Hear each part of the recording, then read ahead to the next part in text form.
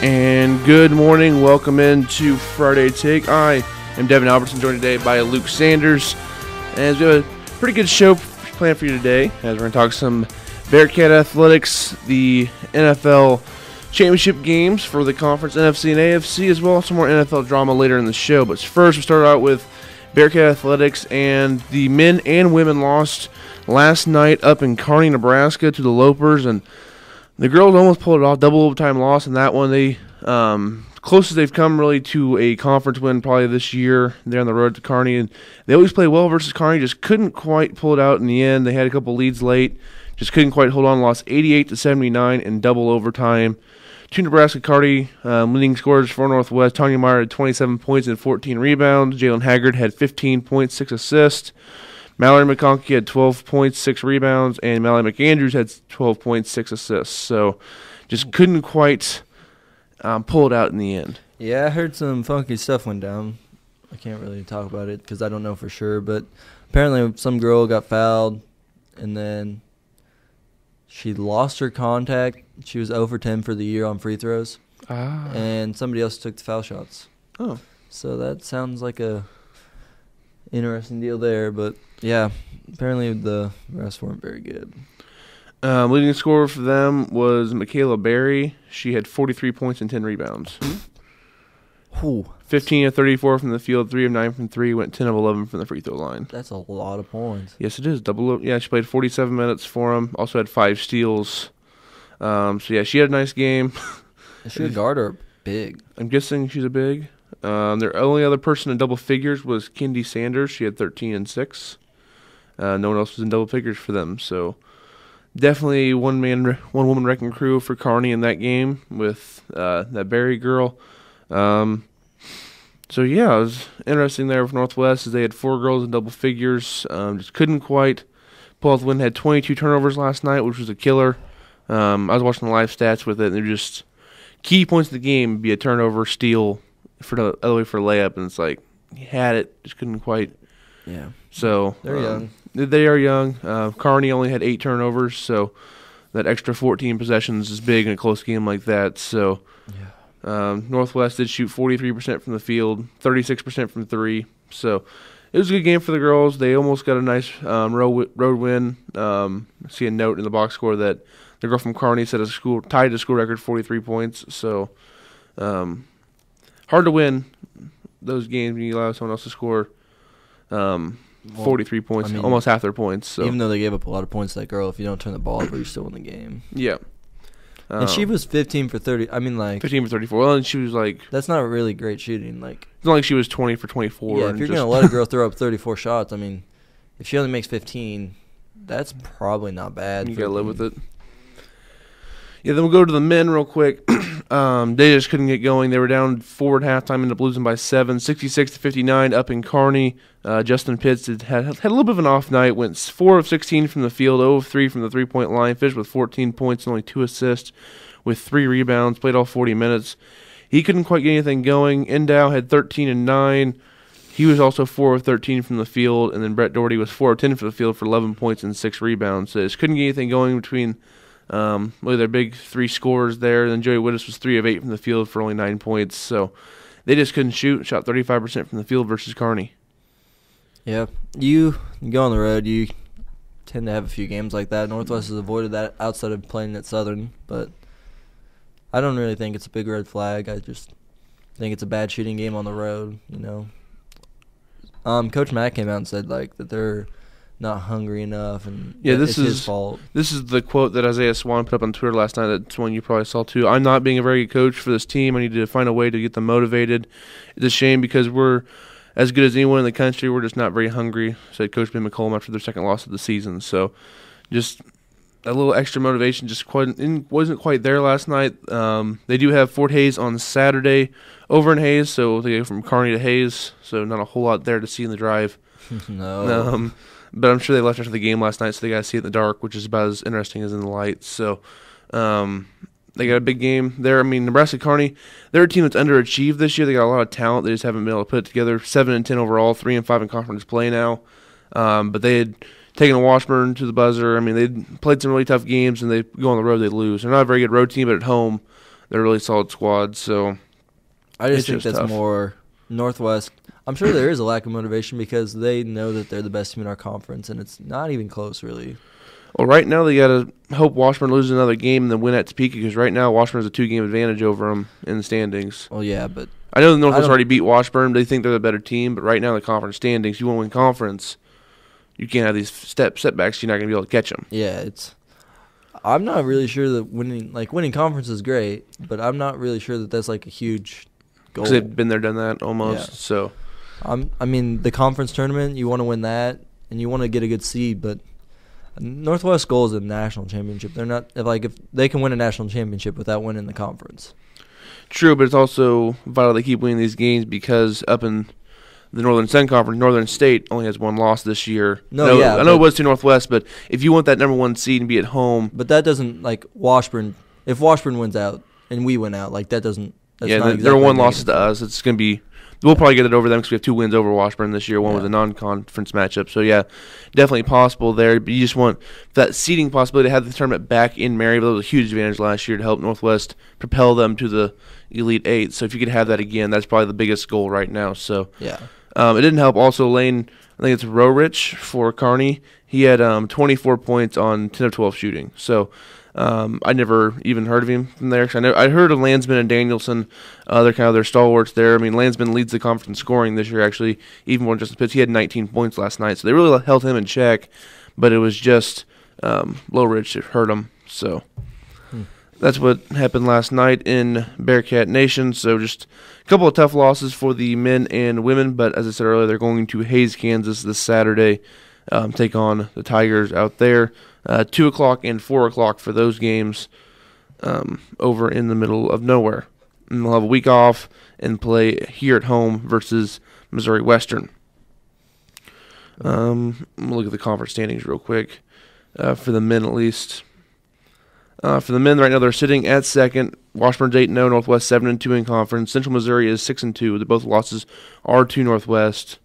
Southern 6-3.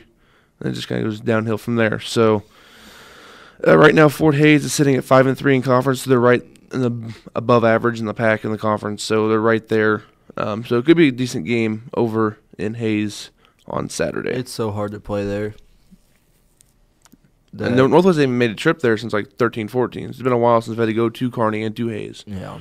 So definitely a new environment for these players. So something to deal with. And then, of course, home versus Missouri Western next Saturday should be a pretty good atmosphere at Bearcat Arena for that one. So I know a few people who will be pretty stoked for that game in the student section. So, yep, and Washburn, they got lucky this year. They're scheduling. They don't have to go to Maryville or to Warrensburg this year. They get both of them at home. That's the only game with those 2 teams this year. So Washburn does have a little bit there, but they also have to play. They play at Pitt State, and then they get versus Baptist versus Central Missouri. They have to go to Kearney and to Hays as well, and then Missouri Western and Northwest in Topeka. So they got a few tough games coming up as well. So we'll see kind of where that all leads us to. And, of course, the women, they just need to get a couple wins under their belt to maybe get a run at that final seed. Right now they're 2 games behind Lindenwood for that final spot in conference play. Them and Lincoln are both 0-9 in conference. Yeah, isn't Hays really good? This year they're 4-4 in conference, 13-4 overall. So they're right. So they've fallen off in yeah, they're not as dominant as they once were. So I think they're still really athletic. They're still really athletic. They're still good. They're just not. It's a tough conference at the top. So it's hard to break in there. Like Central Missouri, Emporia, and UCO are the top 3 in the conference right now. So that's what we have there for the women. They fell to 1-16, 0-9 in conference play. So they got some work cut out for them. It does look like Missouri Western's tail spinning right now. The women's team is at least. Which I don't understand that. So, I've watched them play. That girls' team is good. Well, apparently they had 6 healthy girls versus their last game versus Hays. Oh. And apparently versus Baptist, they had to go to overtime, and they had girls foul out, so they were playing with 4 in the court in that second overtime. So what's going around Mo West? Who knows with that school? It's fair. So, yeah, we're going to take a break, come back, talk about we'll go AFC Championship game first and see what's going to go on in that game. I think I know where you're going. I know where I'm going to go with that game. So take a break and be back next here on X106. And we are back here on Friday Take. Devin Albertson with Luke Sanders, as we're going to talk about the AFC Championship game between the New England Patriots and the Jacksonville Jaguars. Tom Brady versus Blake Bortles. As I say that, you can kind of tell in my laugh from my voice that I'm taking the Patriots in this game because I'm not an absolute idiot. Even though I will be rooting for the Jaguars on Sunday. Well, that's completely understandable. 2 o'clock on CBS. The Patriots are a 7.5-point favorite.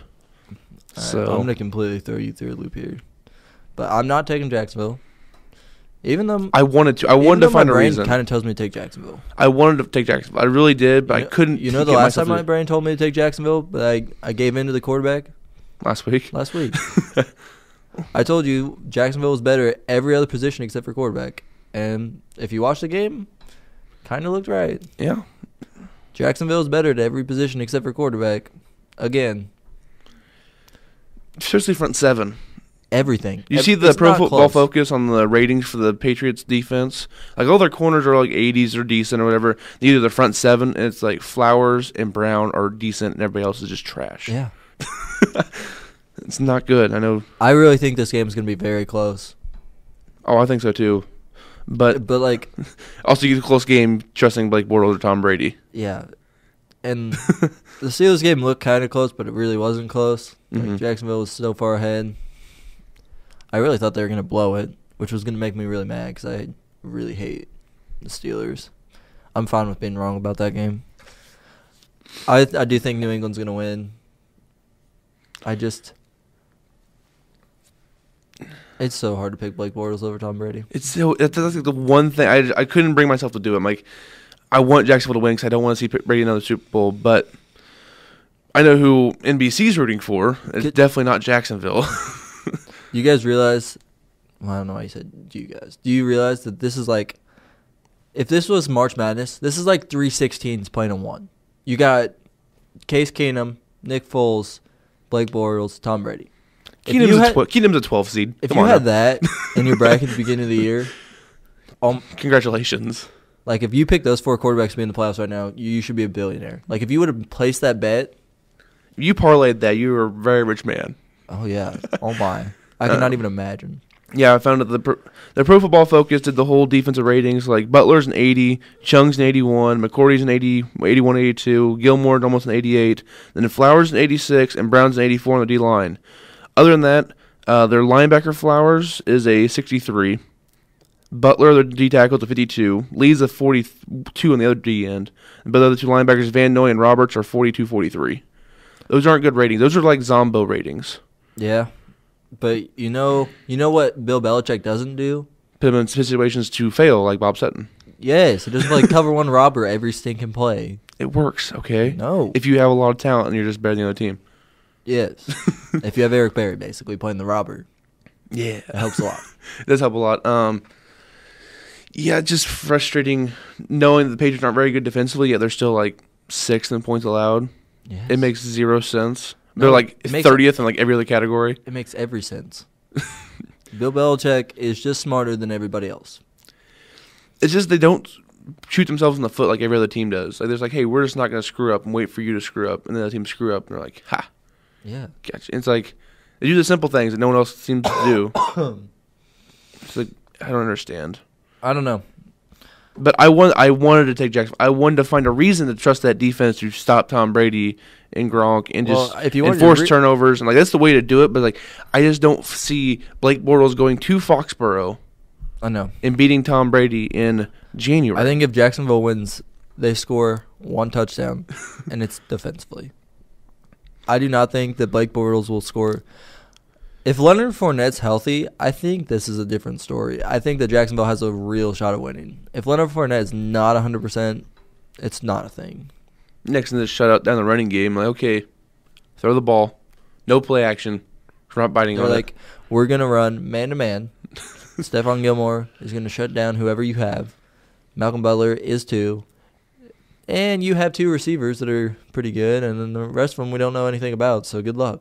And Blake Bortles is still throwing to him, so, we like our odds. You're not wrong there.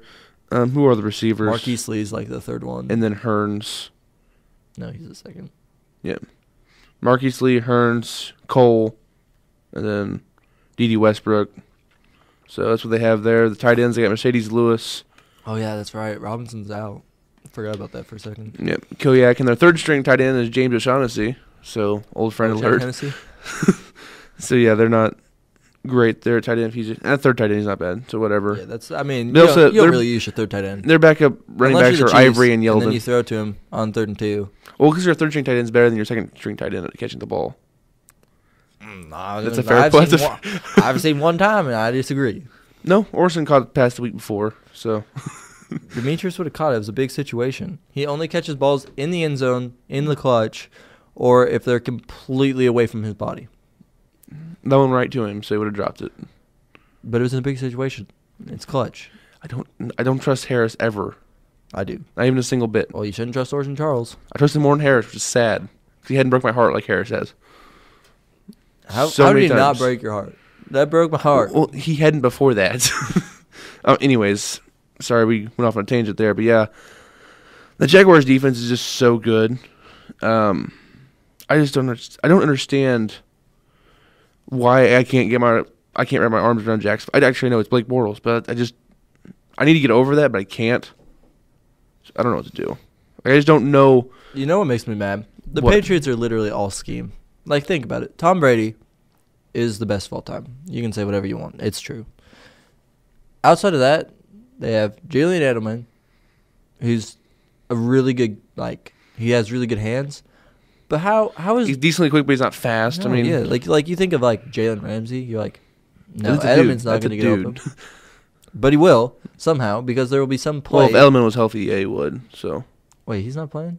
he tore his ACL at the beginning of the year. Oh, yeah. Why do I forget about these things? I don't know. But, Gronk, he's just going to... And Gronk's really good. Gronk's really good.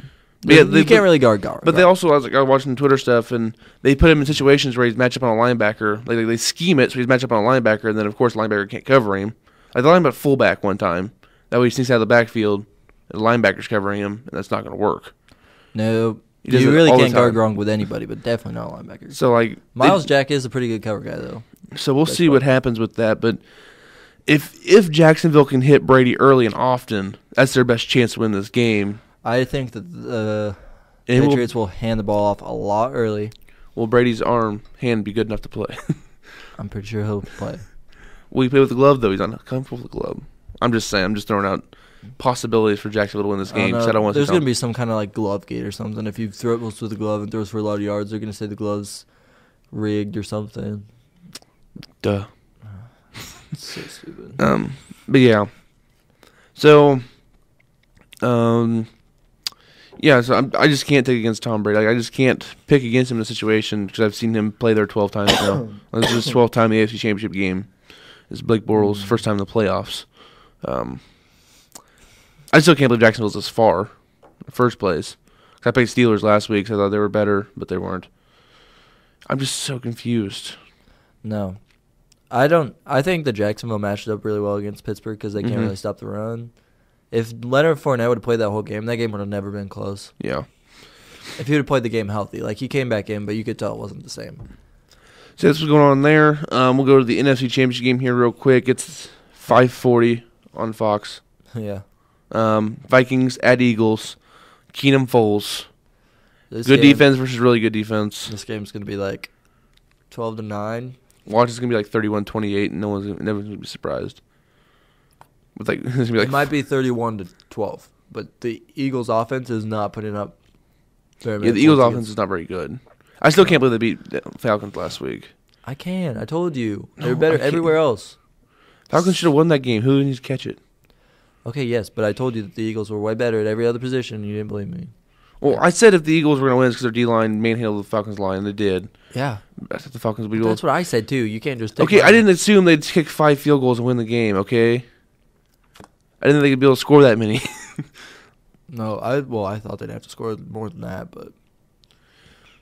I'm just frustrated with the Falcons. I wanted to see Minnesota versus Atlanta in Minnesota, but that's just me. I'm so glad that Matt Ryan played bad, because everyone can be like, hey, Matt Ryan's Matt Ryan again, and he's not. It's all play calling. Oh, my gosh, yeah. I'm kidding. Matt Ryan is Matt Ryan. Yeah, he's like decent, but he's not great. He's B+. He's Alex Smith. A little better than Alex Smith. I'd probably put him a little just because of his arm, but just slightly. He's basically Alex Smith with Julio Jones. That's fair. I mean, less mobile. A little better pocket awareness, though. A lot better pocket awareness. A little. A lot less mobile. A lot less mobile. Matt Ryan, don't move. So, yeah, I like Minnesota in this game because I don't trust Nick Foles. I do trust Case Keenum for some odd reason. I can't put my finger on it, but I do. Yeah, I don't know. I like what I'm seeing out of Keenum. I do too. He looks good, but I think I'm going to take the Eagles. Do you have any reason besides their D-line's really good? Nope. That's fair. I mean, it's a decent reason. So, I mean, their D-line is not just really good. It's outstanding. Yeah, I mean, like, it's ridiculous. I still have no idea how the Chiefs beat them earlier this year. Like, going back, I don't know how the Chiefs won that game. Because Alex Smith was like, I'm going to throw the ball deep for the first 5 games of the regular season and never do it again. But still, the Eagles D-line's so good. And our line, and Chiefs O-line's not that good. Chiefs O-line is spotty. No. It's weird to explain. They're good at a few things, and we try to expand them to more things. Like, they're good at zone run blocking, which is a lot of what we did. And then since we started running the football against them, they couldn't pin their ears back. So we had time to throw it. Mm-hmm, that's fair. So yeah, but still have no idea. Taking the Eagles because I think Nick Foles is gonna have a really good game. Like Nick Foles, really good game, not like normal people, really good game. Like take care of the football, don't turn it over, throw for 250 yards. I mean that's what he did last week. I don't think he can do that again versus the Vikings defense. The Vikings defense is really good. I know this. I've watched a couple games. It's the best defense in the NFL. I know Jacksonville gets a lot of press because they're flashy, but the Vikings defense is actually really good at everything. They don't have a weakness. I know, but Philadelphia will be able to run the ball because their offensive line is really, really good. And so the Vikings D line. I know. I'm really in love with the Vikings this year. I think they're winning the Super Bowl. So, well, I still think you're delusional, but it's fine. They get a home game. First of all, let's be real. What? Your team should be out. No. 1 tackle. Gone. Well, they were up 17 in the first place. They shouldn't have even given them the lead, but that's the point. That's because they played Drew Brees. And Drew Brees is really good. Drew Brees will beat Case Keenum. If Drew Brees would have won that game, I'd pick the Saints in this one. Well, I would have too, but that's not the point. I just think that the Vikings are very stoppable on offense. Case Keenum has played well, but I think if you stop the run game, you close a lot of the options for him. He's really good at a play action. If you don't allow him to get that opportunity, he's not near as good. And I think Philadelphia will be able to run the ball just enough to open up stuff for Nick Foles.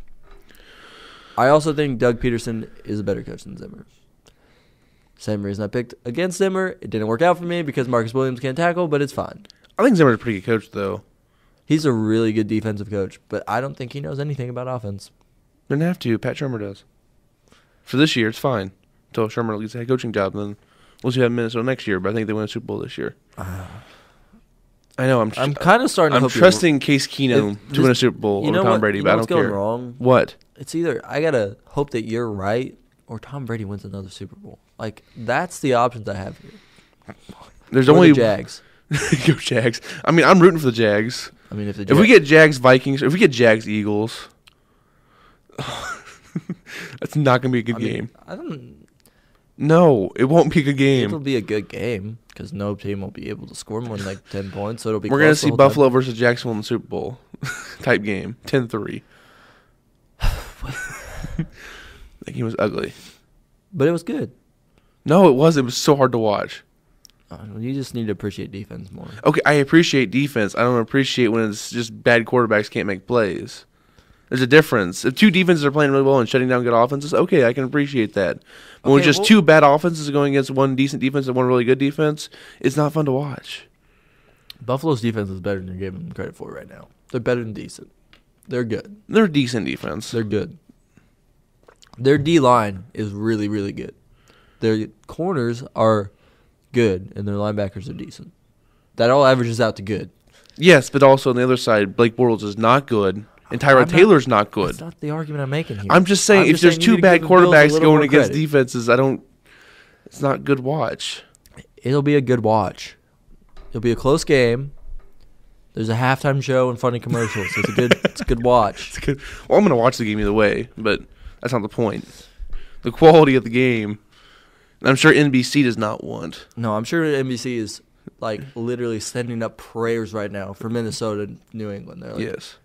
Dear Lord, I don't, just please, not Jacksonville. Not Jacksonville.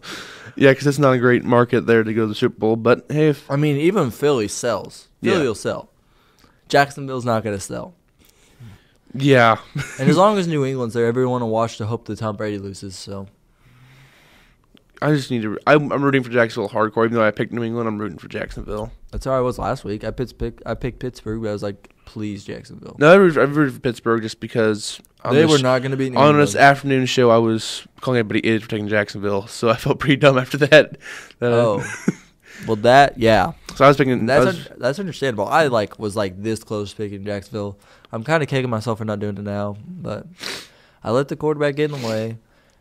It's a little different. Because last year all it was hey, the better quarterback won. Save the one that was different was Matt Ryan over Rodgers, but Ryan won the MVP. So it was yeah, and then he had Shanahan. So yeah, and it was the better quarterback won literally every football game in the playoffs last year, and this year has not been the case. well, you got to think. I think that coaching's been the biggest difference this year for a lot of these teams because I think Peterson way out coached Quinn. Yeah, that's fair. Point Luke. I said that. No, you did say that. Yeah. I'm right every once in a while. I have. Every once in a while, you pat yourself on the back for it too. So it's all right. What was the other game? I can't even think of Jacksonville's coach's name right now. Malone. No, Doug. Is it Malone? I think so. Yeah. He way outcoached Mike Tomlin. Their game plan from I realized that Pittsburgh got back into it, but their game plan from the beginning just tore Pittsburgh apart. Yeah, it did. So, I don't think Tomlin's a good coach anyways, but that's just neither here nor there. And we'll get to the coaching stuff here in a minute. Well, yeah, this is just talking about why they won the game. Yeah. I think the coaching has taken over this year in a way. And, obviously Tom Brady has Bill Belichick, and they're together. So, that's not even fair, but it's fine. You're definitely not a great coach. Yeah, Doug Marrone. Yeah. So that's the head coach for Jacksonville. They just came out prepared. They didn't come out flat. Who comes out flat in a playoff game? Pittsburgh, often. Yeah. And then they play Kansas City and they come out flat, and it doesn't matter. Chiefs also come out flat. It's great. Yeah. It's always not a good game when Chiefs play Pittsburgh. It's every time. It's terrible because they just run cover 2 zone, and they're like, we're going to stay over the top. You check down. And I was like, okay, I do it. And they just run the ball 40 times because Chiefs can't stop the running game. Yeah, running defense isn't great. And then they just kind of work the way down the field and they had the ball for 40 minutes. Maybe we'll, draft a linebacker. That's a crazy idea. With their second-round pick, possibly. So, definitely Or maybe possible. we'll cut some Alex, cut some DJ. Well, I think DJ will restructure. Cut Tamba. Cut some Tamba, cut some D. We'll have $41 million. I'll be like, go sign a linebacker. Anyone. I don't care at this point. Yeah, so definitely some help on the defense coming Maybe for we'll the trade Chiefs. Alex Smith for Luke Kuechly. That's a bold possibility, especially if the Panthers have a quarterback. But No, they could just move Cam to running back. That's basically what he plays now. okay, we'll see. We'll see what they do with that one. If they'll take the bait on that one, I don't think they will. But Chances are slim. chances Worth are, a shot though. chances are really Might as well give slim. him a call. Might as well. Well, I'm so flustered right now because that was just weird. But yeah, Jacksonville. We're both picking New England. Luke's taking Philly. I'm picking Minnesota. I'm taking Philly just because I want Devin to be wrong. I kind of think Minnesota's going to win, but let's not talk about it. Minnesota did not get lucky last week. Yes, they did, but it's fine. It takes a little bit of luck in the playoffs. It does. I mean, you have That's a lot of luck. But the Patriots first Super Bowl, they had the tuck rule. Yes, they did. That was about the luckiest call I've ever seen. So definitely happens. I wonder. I mean, you have plays where a quarterback catches a touchdown pass from himself. No, that's not luck. That's That's just the Chiefs extreme being bad. luck. That's just Chiefs being bad. That's luck. No, That's luck. no, it's not. You have a quarterback I just fumble the ball expect to it. himself and picks it up and runs it in for a touchdown. Yeah, exactly. It's obviously a play calling issue or something. They keep doing it. I blame Bob. I blame Bob. It's Bob's fault. Molly Bob Sutton's still employed by the Chiefs. I don't want to talk about it. That's ridiculous. We're going to take a break. When we come back, we're going to talk about some coaches and national media pretty much saying that all coaches should be fired They should pretty all be much fired. after any type of loss in the playoffs. So we're going to talk about that next here on Friday Take, your next 106.